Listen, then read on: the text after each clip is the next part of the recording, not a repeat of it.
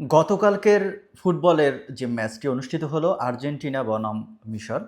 সেখানে যদি বলেন যে এখানে মিশরকে কি ঠকানো হয়েছে কিনা বা জোর করে তাদেরকে হারানো হয়েছে কিনা?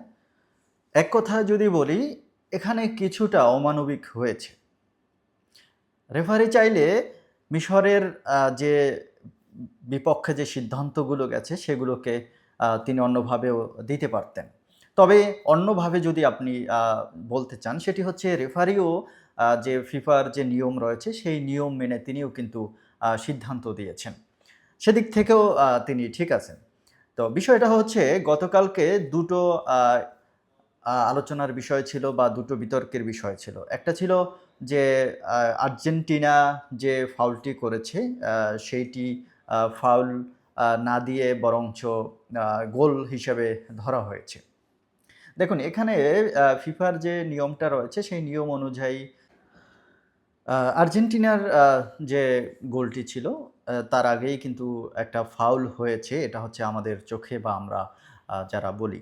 কিন্তু রেফারির যে সিদ্ধান্ত এবং ফিফার যে নিয়ম, সেই নিয়ম অনুযায়ী যে ফাউলটি আমরা বলি সেটি কিন্তু ফাউল হিসেবে ধরা হয়নি। কারণ যখন আ আর্জেন্টিনার প্লেয়ার ফাউল করেছেন, সেই সময়ে কিন্তু আপনার বলটি আ আইস মিশরের যে প্লেয়ার ছিল তার পায়ে ছিল না। সেই বলটি কিন্তু ছেড়ে গেছিল। তারপরেই কিন্তু তার পায়ে টাচ লাগে বা পায়ের উপর আঘাত লাগে।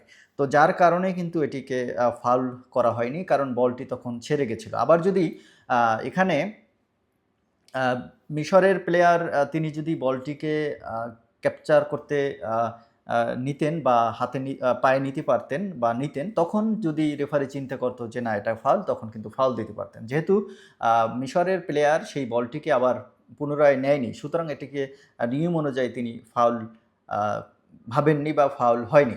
এখন যদি আপনি আমাকে জিজ্ঞেস করেন যে আসলে এটা অন্যায় করা হয়েছে কিনা যে আ মিশরের সাথে। আসলে এটা আ চাইলে তিনি সিদ্ধান্তটা নিতে পারতেন।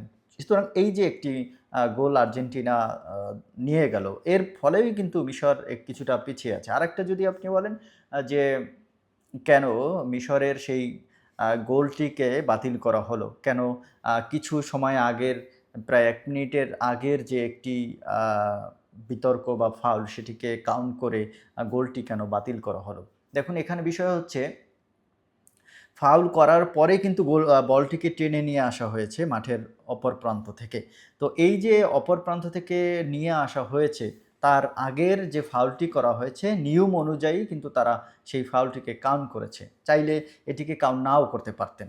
কিন্তু নিয়ম অনুযায়ী এটি করা হয়েছে। সুতরাং বলা যায় যে এখানে আমরা আপাতদৃষ্টিতে দেখি যে অন্যায় করা হয়েছে কিন্তু আ ফিফার নিয়ম অনুযায়ী কিন্তু রেফারি সিদ্ধান্ত নিয়েছেন। তারপরও যদি রেফারি চাইতেন তিনি কিন্তু সিদ্ধান্তটা দিতে পারতেন আর্জেন্টিনার পক্ষে। তো সুতরাং সবকিছু মিলিয়ে এটাই প্রতীয়মান হলো যে আ এই ম্যাচটি একটি হাড্ডাহাড্ডি লড়াই ছিল যেটি মিশর খুবই চেষ্টা করেছে তার জয়কে ছিনিয়ে নিতে বা তার জয়কে সুনিশ্চিত করতে।